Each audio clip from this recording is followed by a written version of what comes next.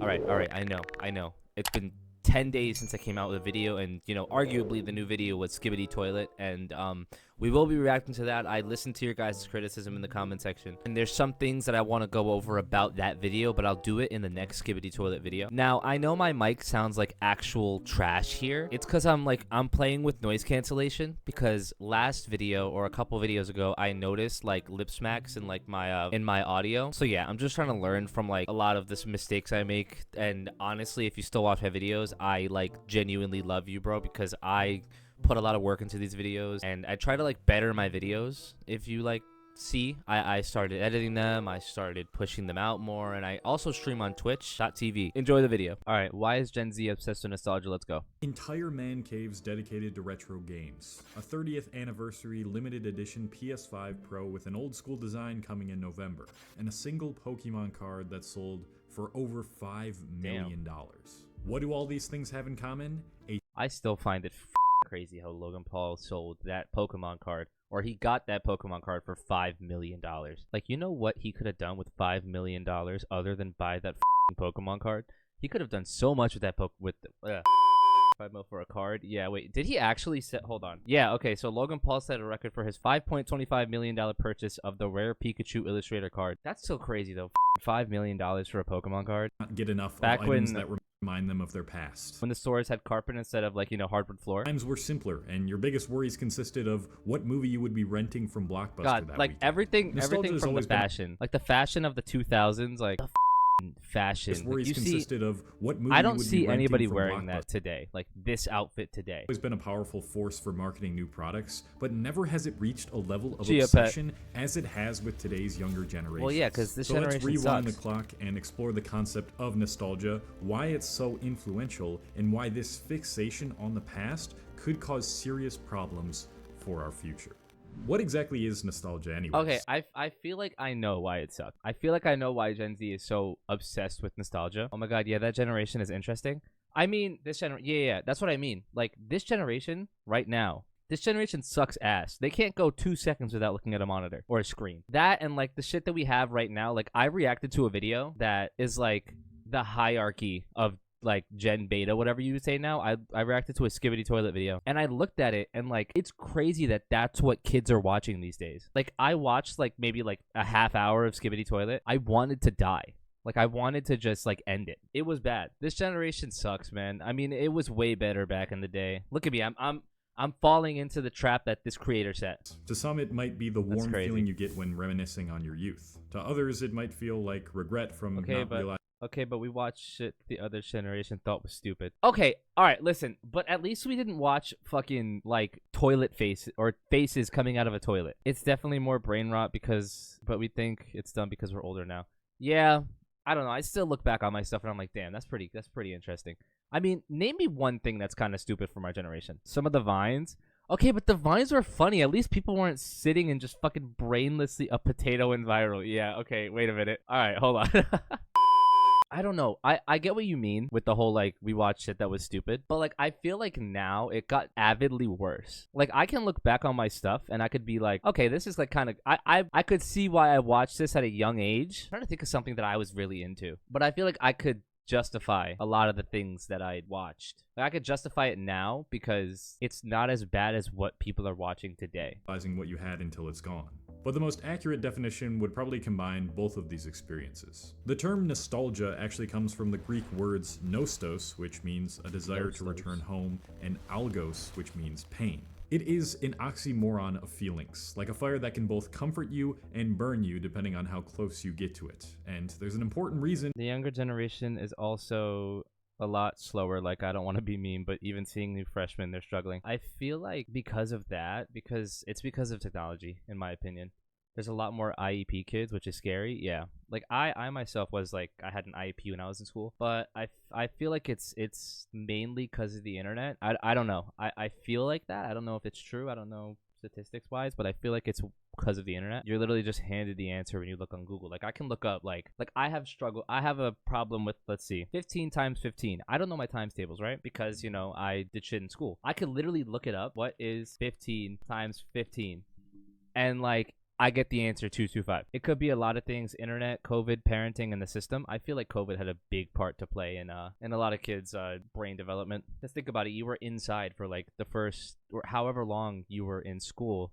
You were inside for like 2 years. You know what I mean? And then when you got back to school, it was way worse. Why it exists in all of us. Christine Bacho, a psychology professor at Lemoyne College, has been studying nostalgia since the 1990s. It's even led her to develop a nostalgia inventory that assesses how prone you are to nostalgia. She's discussed her findings should we take with a that? couple different Okay, we'll do it after the video because this video was like 16 minutes long. A nostalgia inventory that assesses how prone you are to nostalgia. She's discussed her findings with a couple different outlets that you can find online now, like the American Psychological Association and the National Geographic, and in those posts, she highlights the importance of nostalgia from an evolutionary perspective. One of the biggest reasons we feel nostalgia is because it helps to unite a sense of who we are and our identities over time. Like where we who came we from, consider probably. ourselves to be can change so much even over the Yo, course what of up, just a Hooded? few years, and this subconsciously terrifies us. Humans naturally want to be in control of their surroundings, and especially themselves, and by inducing nostalgia within us, our brains help to remind us of who we have been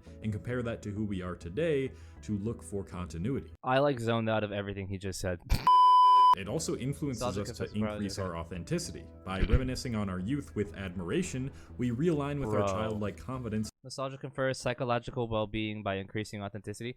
I mean, I understand. Whenever something bad, I don't think you listen to the part of the video. What, the not being able to be in control? Yeah, okay. See, I get that. I mean, because whenever something bad's happening to me, like, you always think, and I don't know if this happens to you guys, but whenever something bad happens, you just think of like the past, and I'm like, damn, I want to do that now. I want to be there now. I get a lot of nostalgia when I look up. I have a lot of backrooms videos on my channel, and I've done a lot of backrooms content. Every time I do a backrooms video, I get that. It also influences us to increase our authenticity. By reminiscing on youth with admiration, we realign with our childlike confidence to be who we truly were before the world told us who we were. Nostalgia is also an extremely social emotion because it helps connect us to other people. I'm sure many young people watching this can feel the sense of community that comes from watching Instagram reels or TikToks that depict what life was like in the 2000s, or even those fucking like thick ass TVs. Oh my god, I had this thing. It was like oh my god, what was it? There was a Monsters Incorporated game. Wait, no, it wasn't. Was it Monster? It had like the blue alien. You know the blue alien and then the tall hot girl? What? Like the tall girl with the white hair. And like, oh my god, it's something. Those thick ass TVs hurt though. I tried to like, I remember, tell me if you guys did this too.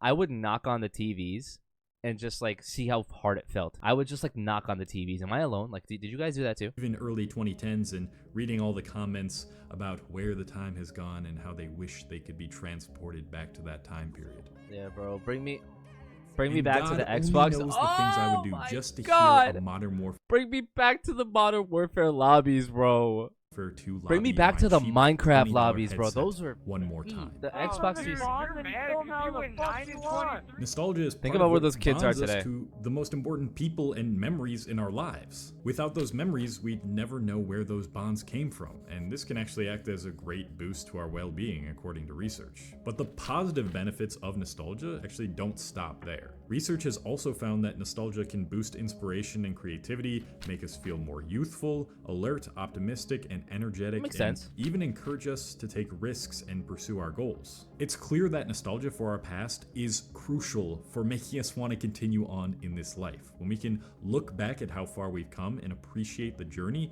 even though that appreciation will most likely come with the ever-looming knowing that you'll never be able to relive those memories again, that is when nostalgia acts as a phase of nostalgia. The phase that is most closely associated with that ever-looming knowing.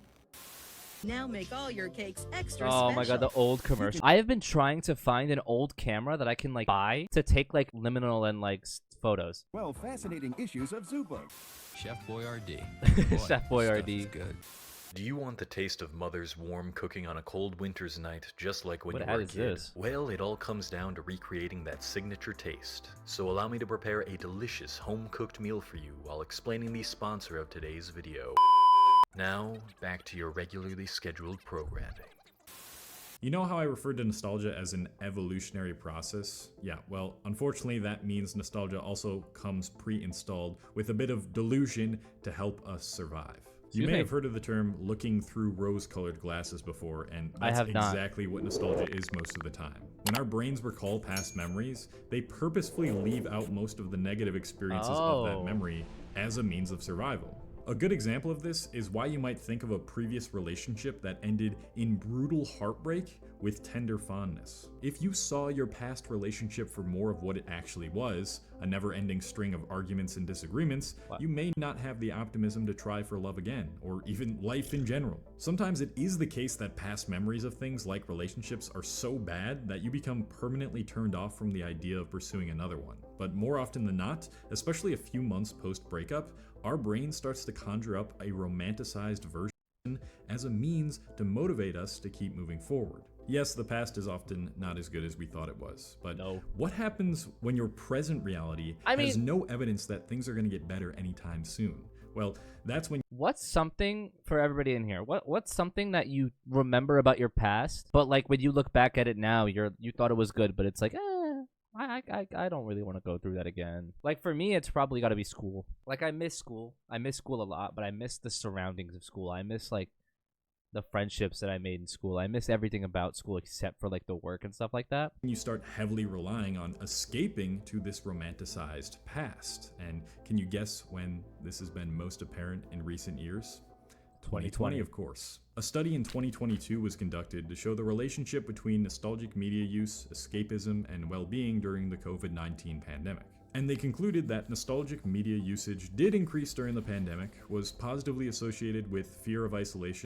I feel like that makes sense because if you're literally like, I know I'm one of the people on the statistic. I really wanted like nostalgia. I wanted an outlet for nostalgia back in 2020 because shit was going so bad. Now, I don't know if like you guys are the same, but it was just like, I looked up a lot of nostalgia stuff. That's how I found out my love for backrooms. Related to both functional and dysfunctional escapism. Nostalgia is one of the most influential ways in which we cope with social isolation and disconnectedness because it helps with that identity continuity that I referenced earlier. When the world stopped and the young generations were no longer capable of maturing into adulthood like generations, that really fucked up like younger generations, like COVID. That he's even talking about it now. They looked to the past to confirm the continuation of their identity. Not only that, but by escaping to a time period where a crisis as heavy as COVID wasn't going on, they could cope with the disastrous effects it was having on the world. And this is where the problem of too much nostalgia starts to come to light, when it is no longer motivating you to create a better future, but rather convinces you that the only good future lies in the past. Consumer Insights platform found that Gen Z are the most nostalgic, with 15% feeling that they'd prefer to think about the past rather than the future. Millennials aren't much further behind at 14%, and the preference continues to taper off with age. Gen Z and millennials are driving. They had to go through so much back in the day. I think, like, when it comes to wars too, we haven't really had much wars in like as far as the US goes, having to like draft and shit. Like you idiot! You're honestly an idiot. I don't know what's wrong with you. Continues to taper off with age. Gen Z and millennials are driving nostalgia in the media too. Gen Z are in the lead again, with 50% of this generation feeling nostalgic for types of media, followed by 47% of millennials. God, they had such elite malls though. Like, have you guys seen like the pictures of like the old mall days? Now they just look too like professional businessy. I hate them. So although every generation has nostalgia for their adolescent years, it's really Gen Z that is driving the trend today. And the reason why this is internet access shouldn't be surprising, especially if you are Gen Z. The pandemic disrupted our early development, the way we interact with each other at both school and our jobs, and sped up every form of wealth inequality. With the masks, all natural disasters and crises on top of COVID are now being broadcast through social media and other mainstream media sources, causing an onslaught of negative information overload. So for the younger generations, a time that appeared to be simpler, calmer, full of more joy and less technology, is a refuge for a bleak present and potential future. But here's where it gets really interesting. What GWI also found is that a third of Gen Z are nostalgic for the 90s, despite the majority being born in the 2000s. The 90s? I would say like 2000s for me. I would like to introduce a new form of nostalgia that I haven't yet addressed. historical nostalgia. Unlike personal nostalgia, which is a longing for or feeling good about aspects of your life that you've already lived through and have stored in your memory, historical nostalgia is oriented towards nostalgia for history and society over the years, even if you've never lived in that time period. One of the most concrete examples of how this phenomenon of historical nostalgia plays out is in old music, and more specifically, Japanese 80s city pop. I'm a huge fan of this type of music, and I'll often spend hours playing it in the background depending on what I'm working on. And on almost every one of these videos on YouTube that are a Japanese city pop playlist, you're bound to find a comment that goes something along the lines of, "This brings back nostalgia for a time I never experienced." Young people often go so far into this that they can create entirely fake memories of them living and enjoying their lives in the 80s without having ever actually experienced it before. As a British kid born in 2004, this Why did he have to do the accent? really reminds me of strutting down the streets in Shinjuku in 1982 with my childhood sweetheart Sakura Momoka.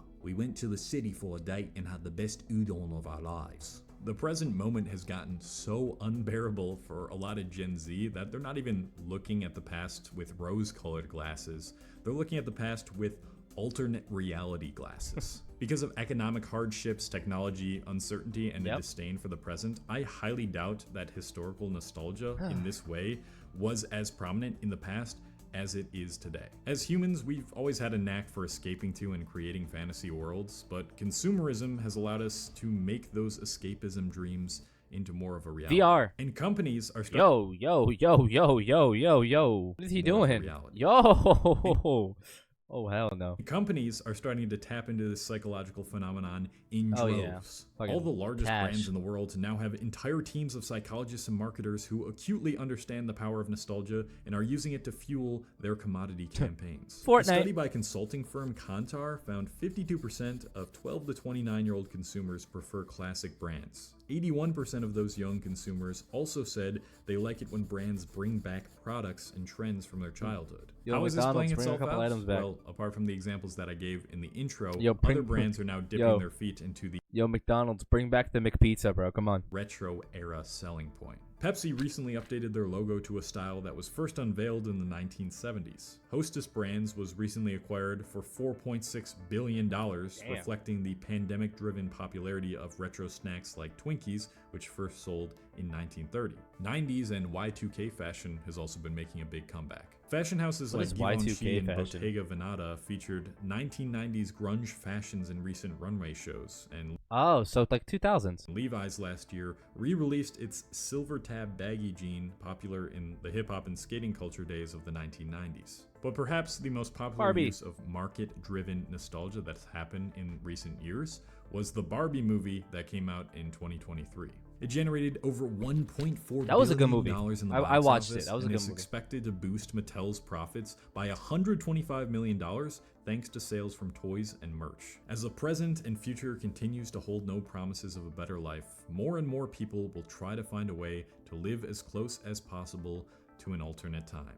I mentioned earlier that feelings of nostalgia most commonly come with rose-colored glasses, and that the past is often not as good as we thought it was. But I think this huge boom in the nostalgia market should be more of a warning than anything that the present moment might very well be objectively worse than other time periods. Even if you take away the fact that we like to filter out the negative memories of our past. At face value, I know all this can seem quite grim, but I also genuinely think that this trend reveals something hopeful for the future. You see, Gen Z millennials don't just get attached to nostalgic items because they evoke a feeling of calmness, comfort, identity, and community. They also value the attention to detail and positive progress that those items possess or represent. The best way I can explain this to you is through something I have a deep passion for: the computer game RuneScape and how it's evolved over the years. RuneScape is a point-and-click RPG game that has been around since 2001, aimed to be from around 2005 to 2007 when player counts peaked. Eventually, like most other companies, should I get Jagex, the RuneScape? company behind the game, focused more on increasing profits rather than improving upon what already worked. They introduced microtransactions in the form of wheel spins and a brand new combat system. Kills games. This effectively killed their game around 2020.